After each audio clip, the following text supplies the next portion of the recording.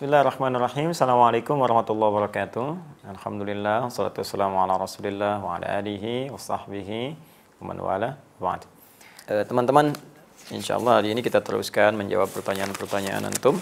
Ustaz, apa perbedaan zakat, infak, dan sedekah? Sedekah itu nama umum bagi setiap amal-amal kebaikan. Amal soleh nama umumnya sedekah. Ya, dalam fikih kullu ma'rufin sedekah, setiap baik-baik yang baik-baik dipraktikkan sedekah. Ya, tidak harus kemudian menggunakan uang melulu, tidak.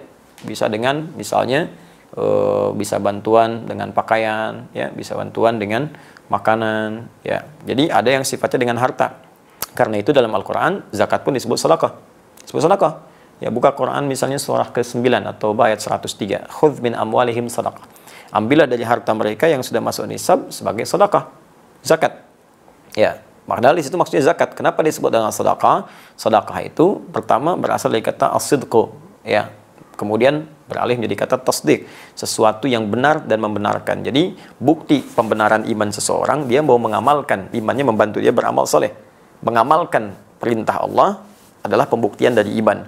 Karena itu ketika dia membuat kemudian keputusan untuk berzakat, artinya dia membenarkan imannya, karena Allah perintahkan zakat.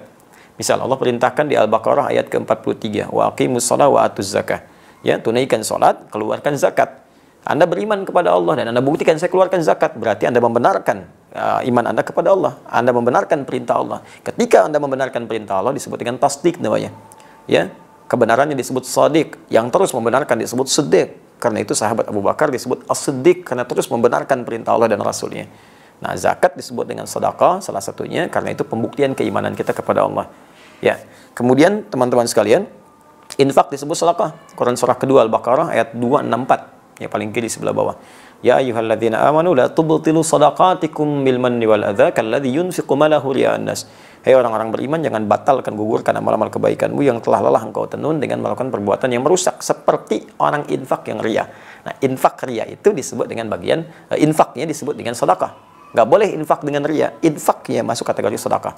Jadi kalau Anda katakan sedekah itu nama umum, ya, zakat sedekah, infak sedekah, termasuk sholat bagian dari sedekah karena amal saleh. Senyum sedekah. Ya, basmatuka fi wajhi akhika sedekah. Senyummu yang membahagiakan temanmu itu sedekah. Nah, kemudian kalau sudah zakat spesifik, zakat bentuknya kewajiban berupa harta yang harus dikeluarkan jika sudah memenuhi batasan dan syarat-syarat ketentuan tertentu. Ya, batasan syarat ketentuannya misalnya nisab. Ukurannya apa misalnya? Ya, ukuran sudah 85 gram emas keluar.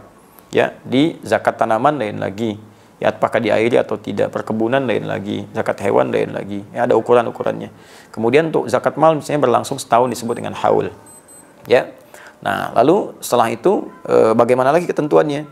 Nah, dalam zakat ini sifatnya wajib dikeluarkan. Kedua 8 golongan. Ada di Quran surah ke-9 ayat ke-60. Innamas shadaqatu lil fuqara wal masakin wal 'amilina 'alaiha wal mu'allafati qulubuhum wa fir riqab wal gharimin wa fi sabilillah wa bis sabil. 8 golongan. Fakir, miskin, kemudian 'amilin 'alaiha yang fokus mengerjakan zakat sehingga tidak bekerja di tempat lain.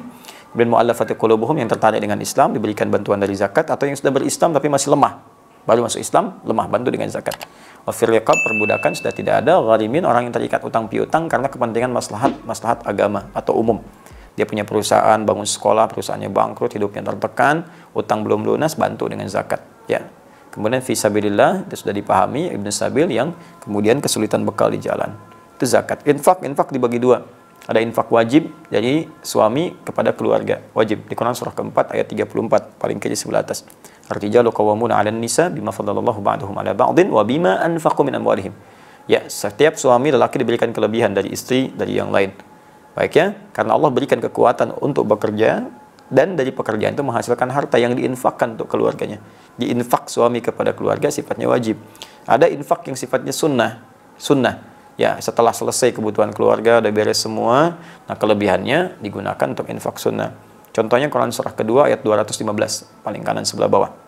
Ya, wa yas'alunaka madza yunfiqun, mereka bertanya tentang apa yang harus diinfakkan. Qul ma anfaqtum min khair. Kalau mau infak katakan Muhammad SAW, infakkan yang baik-baik. Untuk siapa? Lil walidain, orang tua, wal aqrabin, kerabat dekat, wal yatama, anak-anak yatim, wal masakin, orang miskin, wabnis sabil, orang kesulitan di jalan dalam mendapatkan bekal. Itu contoh-contoh infak yang sunnah. Selebihnya umum.